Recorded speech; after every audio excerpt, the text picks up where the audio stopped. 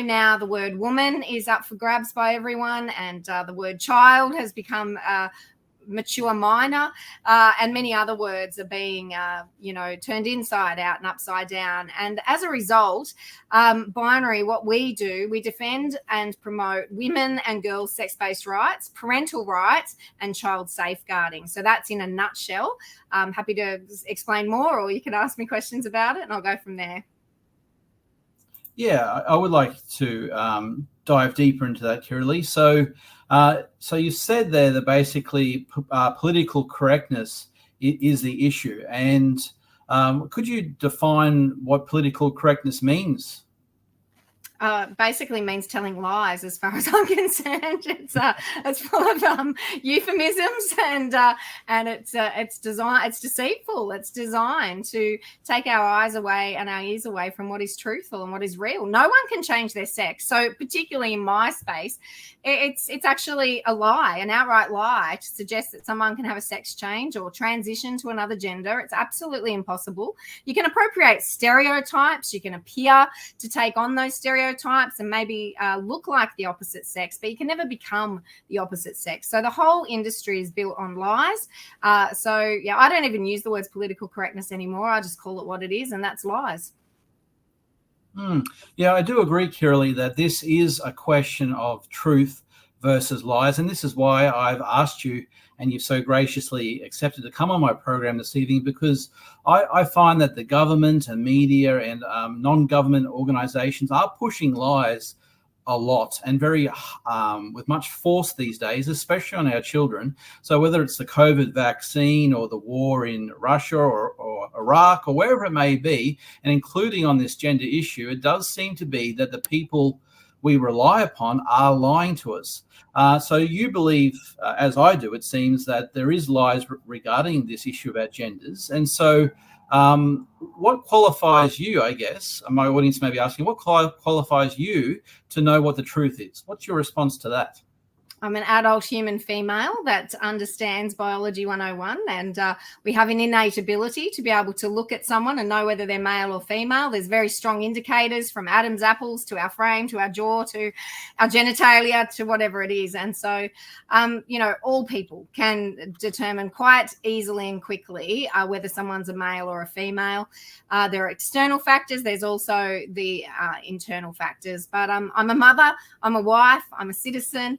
I have a Bachelor of Theology, so this is an important issue to me as a Christian, but it goes beyond, it goes beyond our political beliefs. It goes beyond religious beliefs. It goes beyond ethnic beliefs.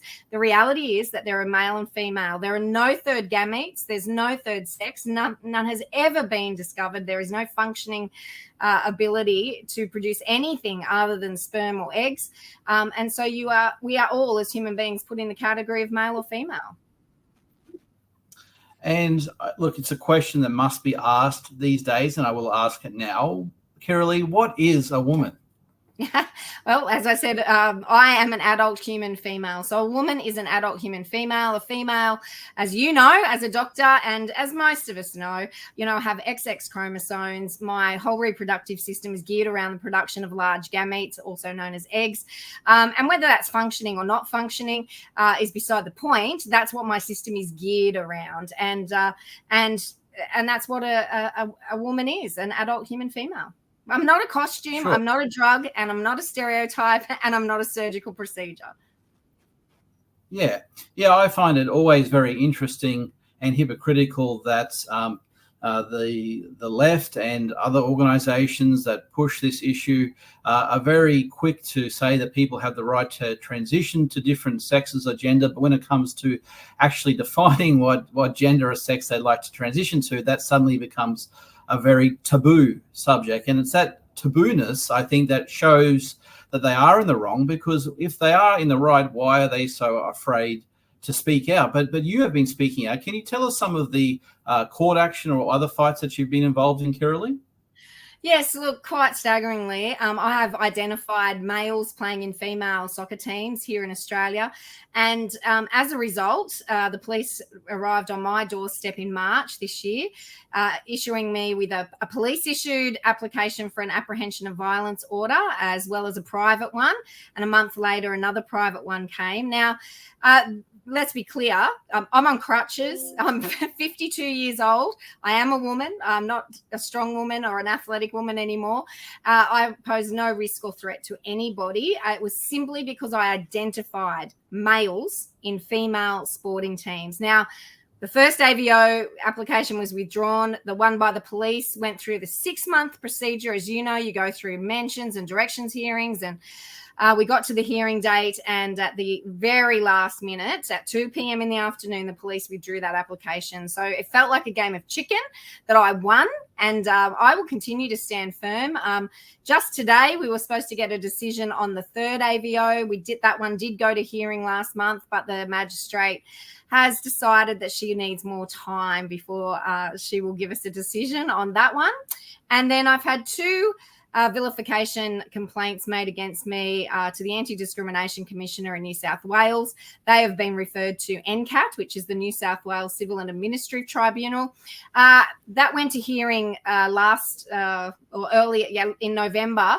However, the New South Wales Attorney General did intervene to say that the tribunal is not the appropriate place for this matter to be heard, that it needs to be moved to a more appropriate judicial that has the competency to hear the constitutional arguments, and there's a decision pending on that one as well. So there's 2 of those cases still up in the air.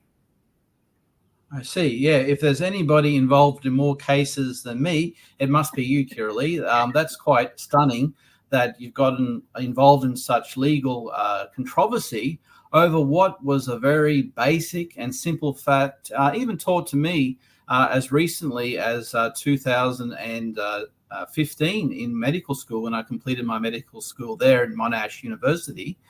In those days, Kirralie, the brainwashing was just starting to come in, and they accepted that there were just 2 genders. However, it was now okay to start saying there are multiple of genders, that just 2 sexes, but multiple genders. What do you think about that distinction between some people will accept, okay, there is only 2 sexes, but when it comes to gender, it can be anything and everything, animal, alien, blue, black, pansexual, whatever. What do you think about that argument?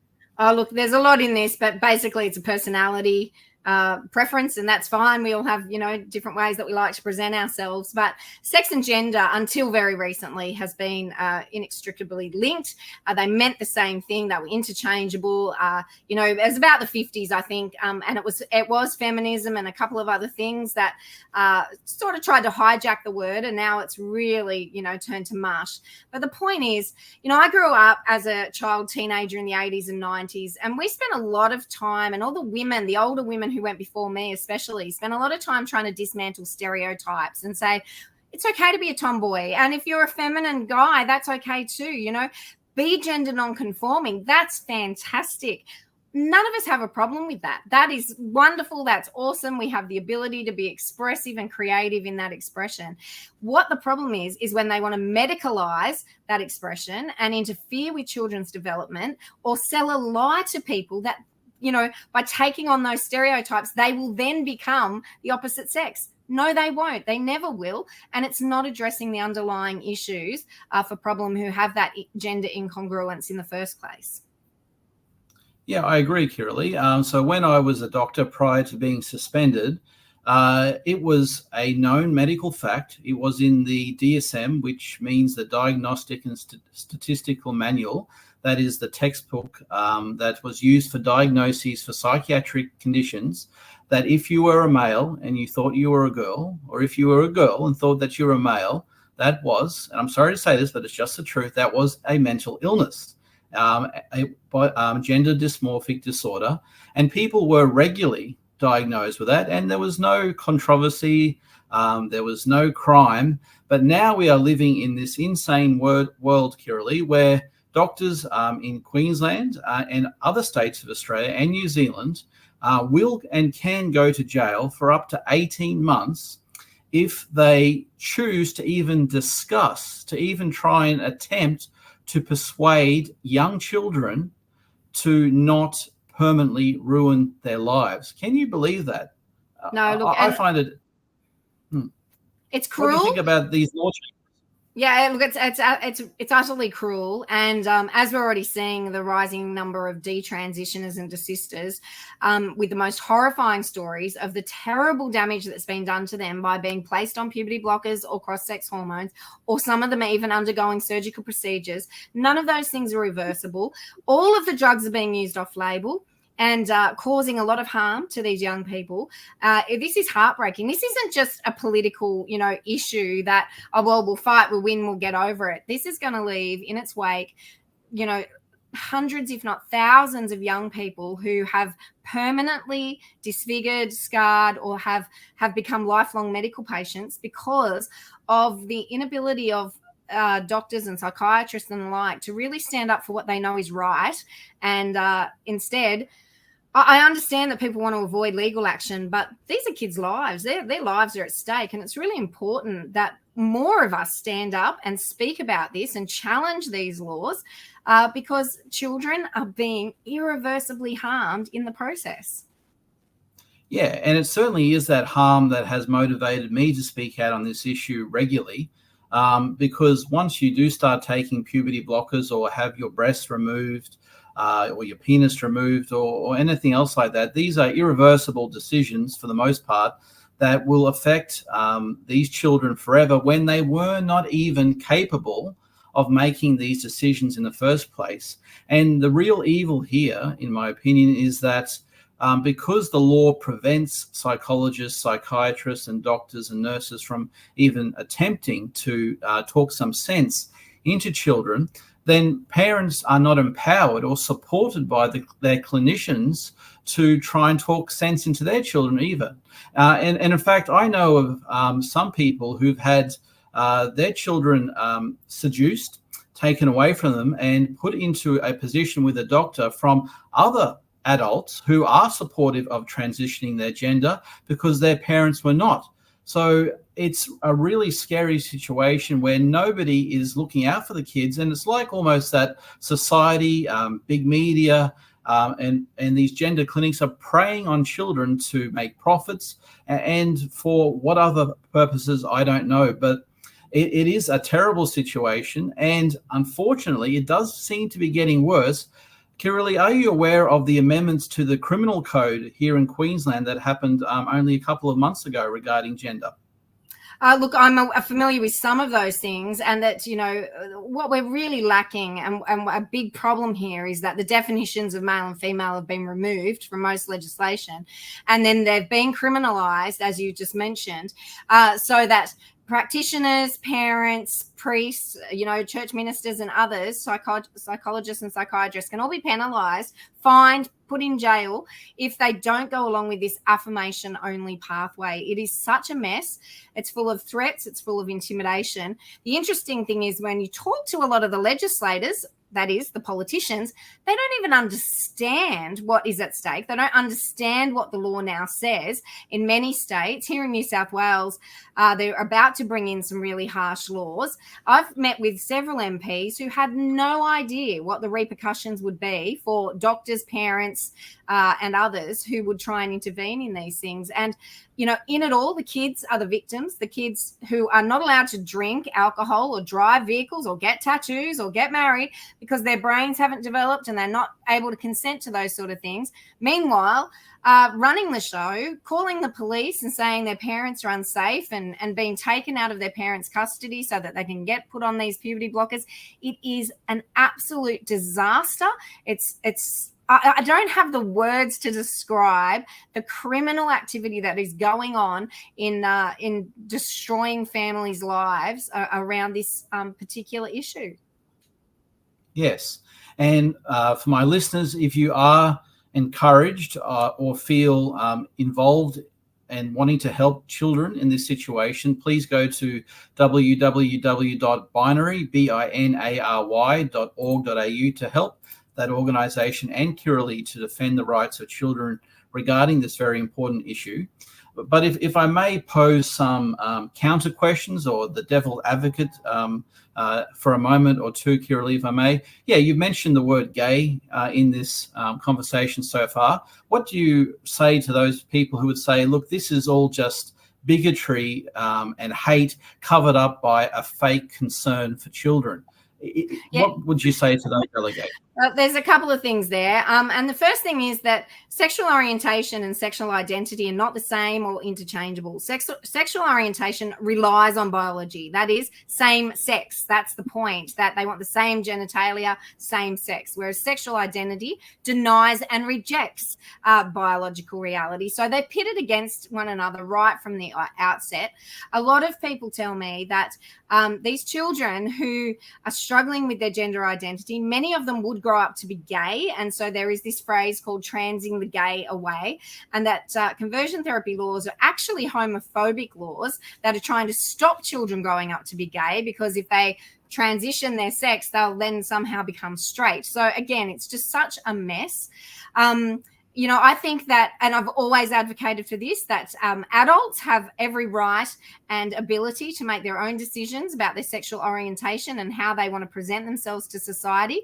What people don't have is the right to impose that on someone else or to interfere with children's development. Every child has a right to go through puberty. It's a part of our natural progression from childhood to adulthood. And so adults that want to be gay, adults that want to appear as the opposite sex, you go for it. But when you start imposing that onto someone else, then we have a problem. Yeah, and that sounds like a very reasonable response. And of course, something that was just taken for granted even 4, maybe 5 years ago. There was no question about that whatsoever. What do you think has driven this recent phenomenon, this fashion almost of getting kids to think about changing or choosing their gender? What do you think that's come from, Kirralie?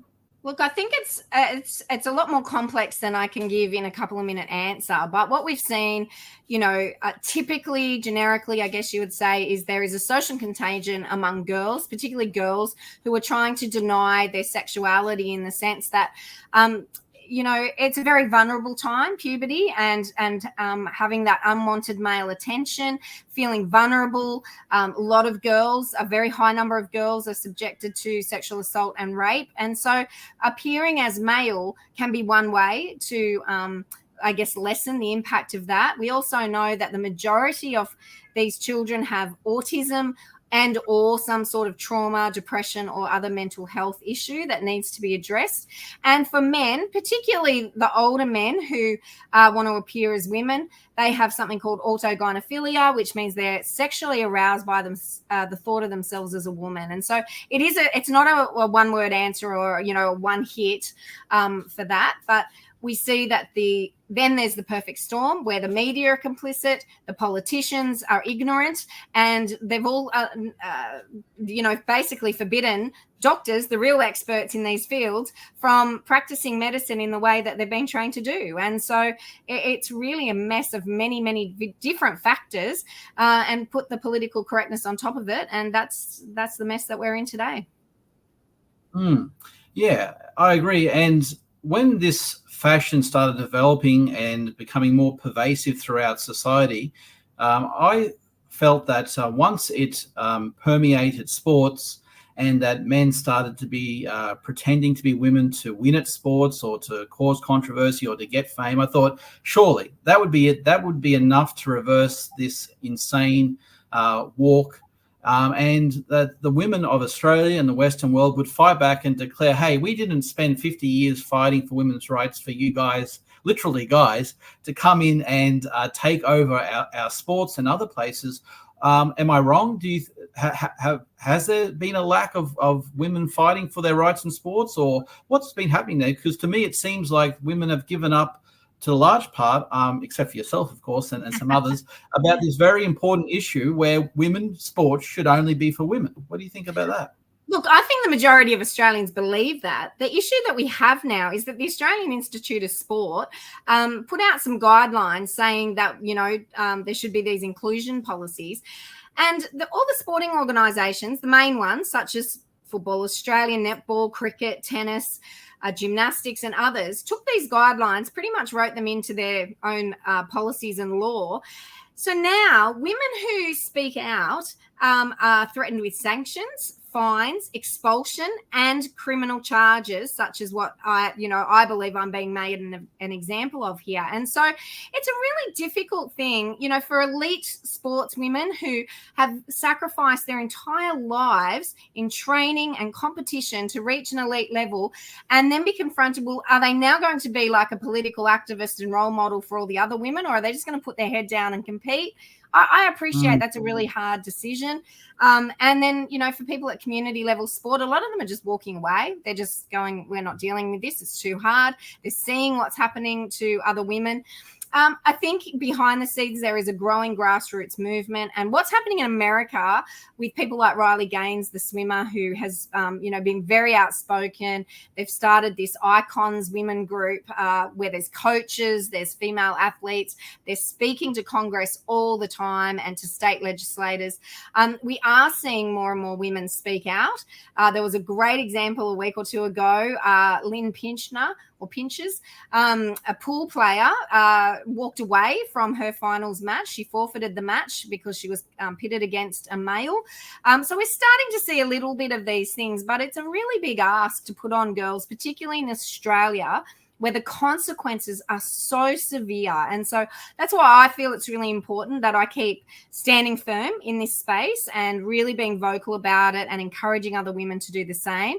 And look, hopefully next year in 2024, Binary will have in place some structures that will really support these women and get some changes happening in this country. Yeah, and that makes sense regarding the pressures on the finances, on the jobs, and all the effort that women have put into their careers to make some of them reluctant to speak out or to cause trouble. Certainly, I think that's a situation in the medical field that's happened with the COVID vaccines. A lot of my colleagues have not wanted to speak out despite knowing all the dangers and the risks of the vaccines.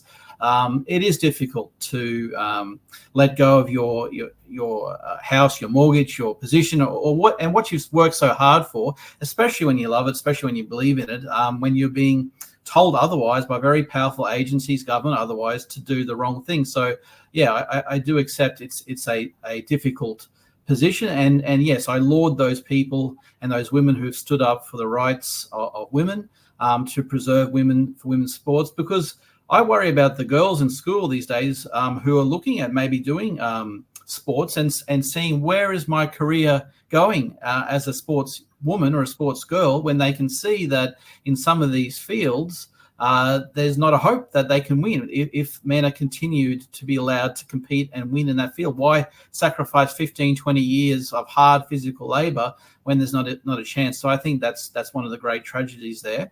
One more thing I wanted to raise before we talk about some solutions is toilets. What do you think about shared toilets, especially in schools? Is it okay? Is it not okay? What's this all about?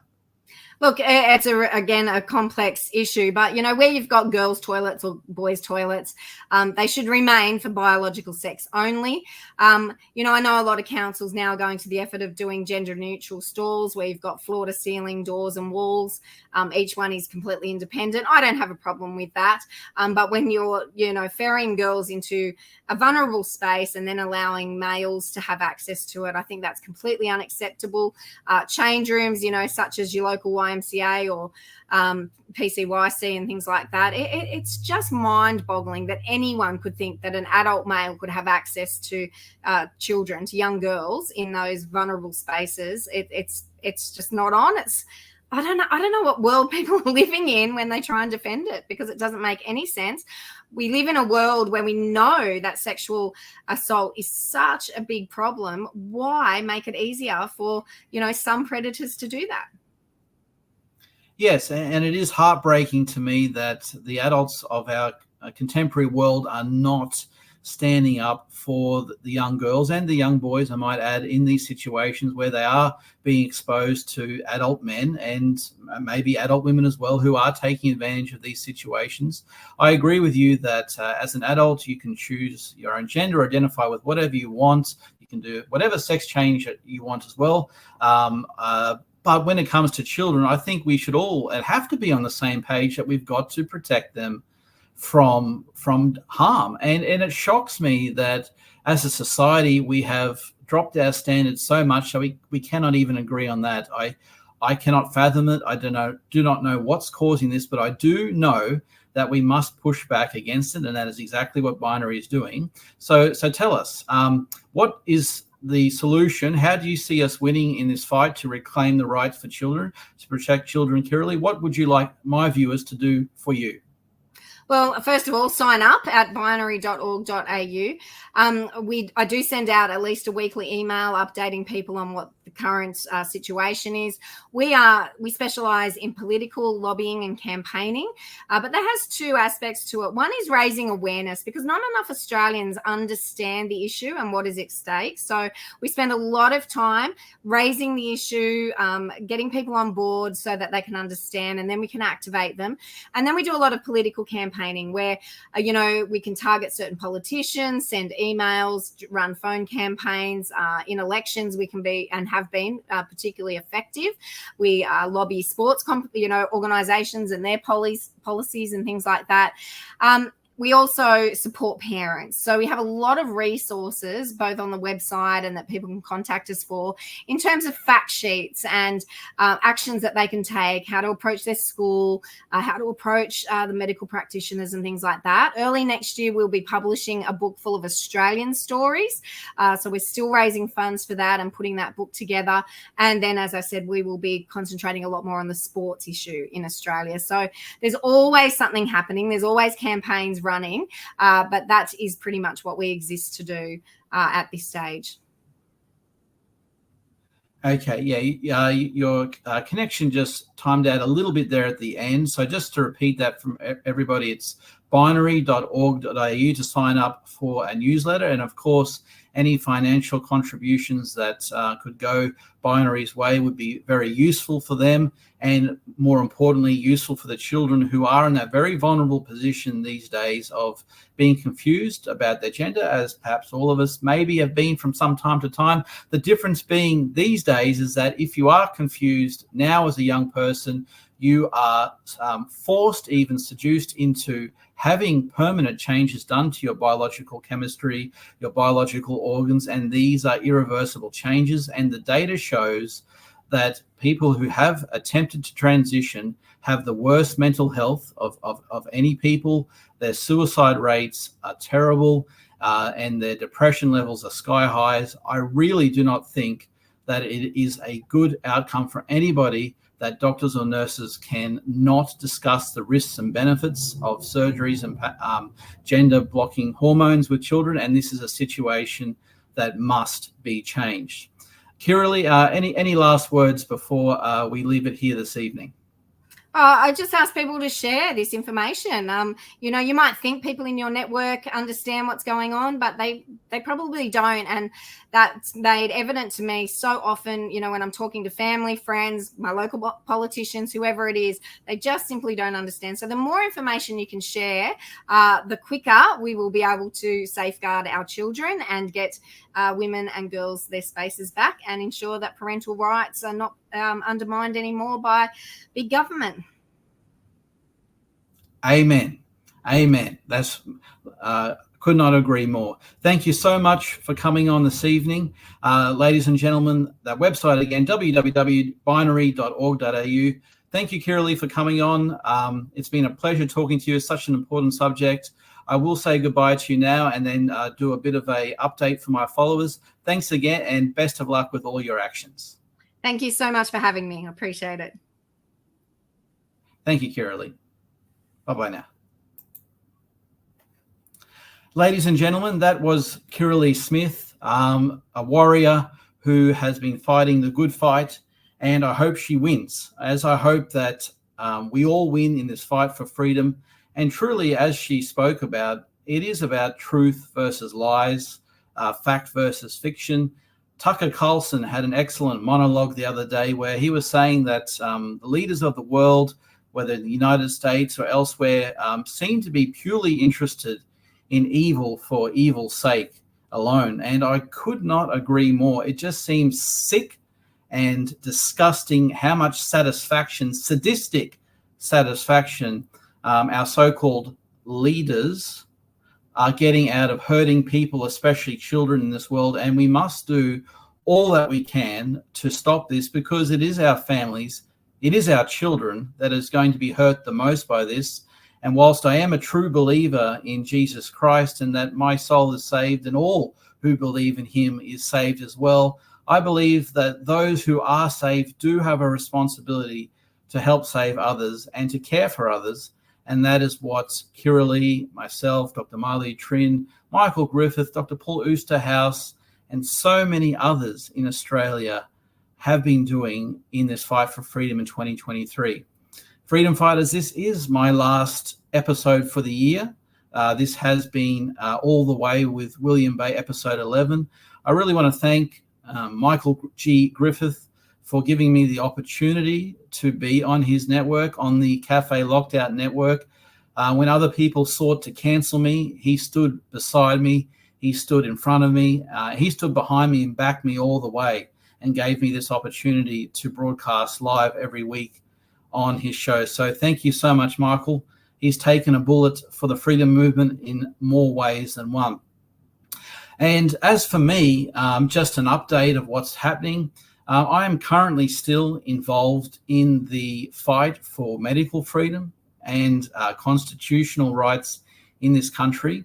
I currently still have my matter in the High Court regarding the constitutionality of the 2023 referendum. And yes, believe it or not, even at this day, the 7th of December 2023, the results of the referendum have still not been declared.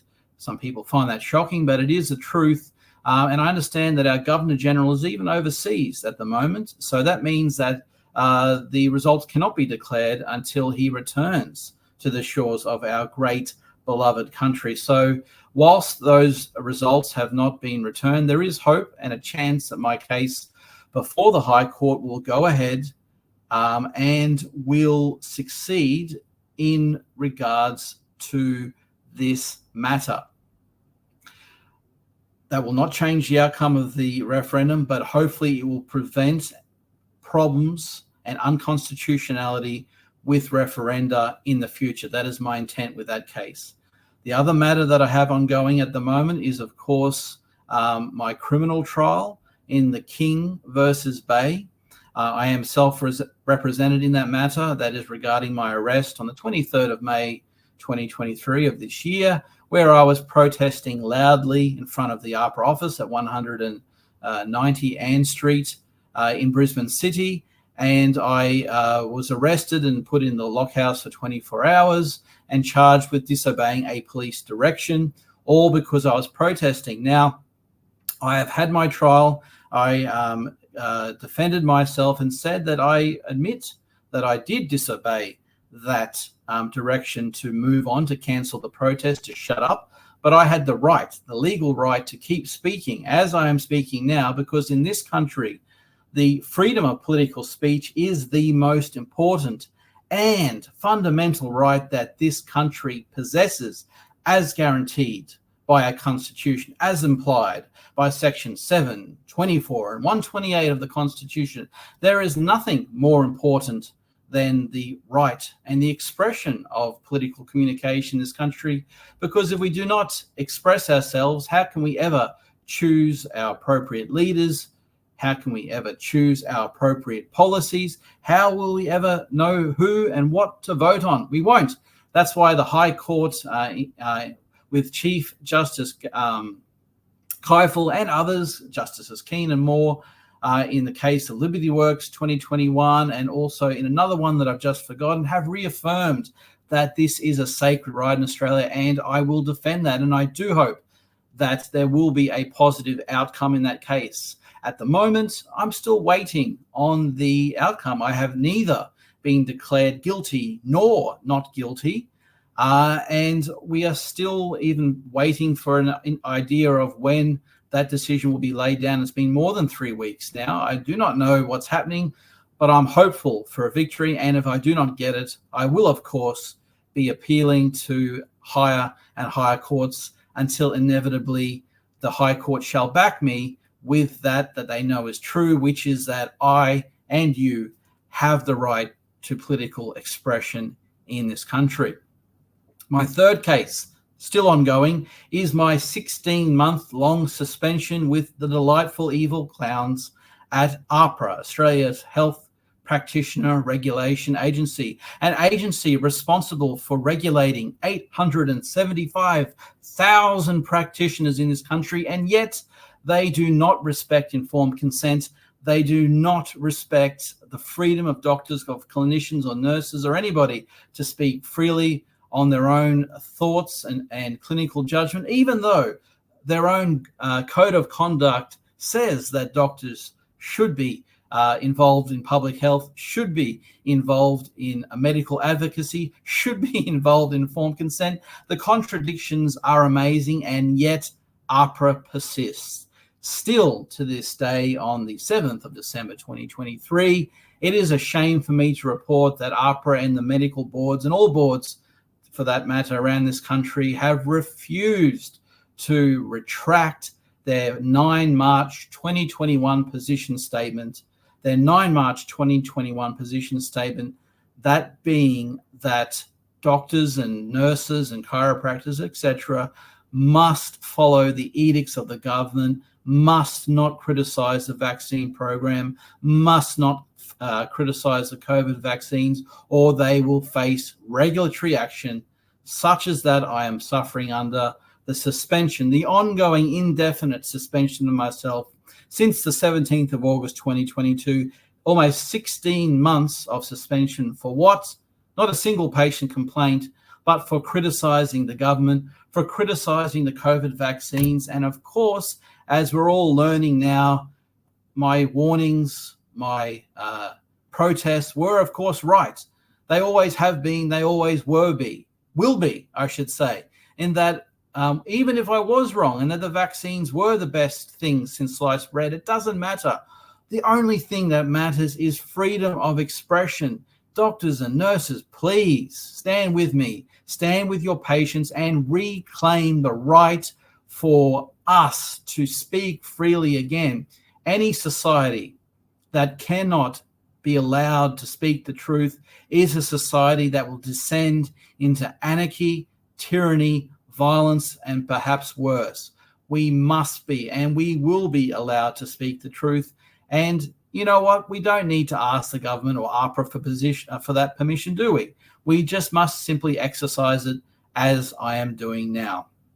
So that concludes the year of 2023 for the suspended Dr. William Bay. I do hope that next year I shan't be suspended, and that I can return to a medical field that affirms the right to informed consent and freedom of choice for everybody. I would love to help my patients again, especially the elderly ones, trapped often in their nursing homes, to educate them about the risks and benefits of these vaccines. That will be up to AHPRA, because at the end of the day, it's they who are on trial, not me. And in the end, ladies and gentlemen, because informed consent matters most, because freedom of speech is an ultimate right, because there is a duty to warn patients of risks, I know I will be found right. It is just a matter of time. AHPRA cannot stand. The truth will always win, and God shall protect me and shall protect us all. Thank you so much for listening this evening. Take care over these summer holidays. I will be on a summer break, a hiatus for several weeks. So take care, God bless, and good night. 8:32.